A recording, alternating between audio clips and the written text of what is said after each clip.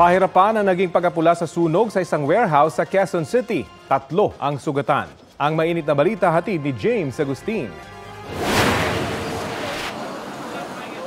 Nagngangalit na apoy ang lumamon sa pagawaan at bodega ng mga furniture sa barangay Balonbato, Quezon City mag-alas 4 ng madaling araw. Agad na itinaas ang ikalawang alarma. Nasa 15 fire truck ng Bureau of Fire Protection ang rumisponde, bukod pa sa mga fire volunteer. Nakalabas naman ang mga stay-in na empleyado. Bayanihan sila sa paghahakot ng mga nakaimbak na pintura. Ang ilan naman ay tumulong sa paglalabas ng mga sasakyan na nakaparada sa harapan ng establishmento. Matapos ang halos 1 oras, lalo pang lumaki ang apoy. Hanggang sa mga oras na ito ay pahirapan pa rin ng mga bombero sa pag-apula ng apoy dahil sa laki at lawak nito. Kinailangan gumamit ng hagdan at bareta de cabra para matungkab ang bahagi ng bintana sa harapan ng bodega. Tsaka ito binomba ng tubig ng mga bombero. Sa kasagsagan ng sunog, 3 empleyadong nasugatan. Kabilang na ang lalaking ito na nagtamo ng mga paso sa kanyang katawan, kaya isinugod sa ospital.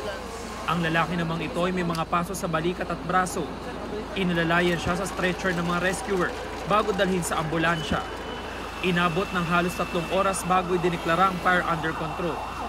Considering na furniture shop ito, maraming mga stock na nandyan na for delivery yata, ewan ko, under investigation pa kung ano. Yun yung dahilan kaya medyo tumaas yung alarma natin.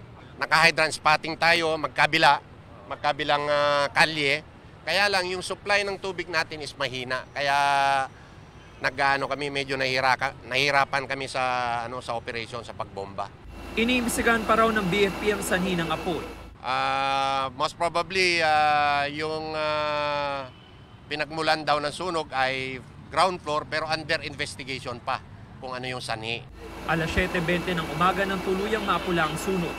Inaalam pa ng mga otoridad ang kabuang halaga ng pinsala. James Agustin, nagbabalita para sa GMA Integrated News. Kapuso, alamin ang maiinit na balita. Bisitahin at mag-subscribe sa GMA Integrated News sa YouTube.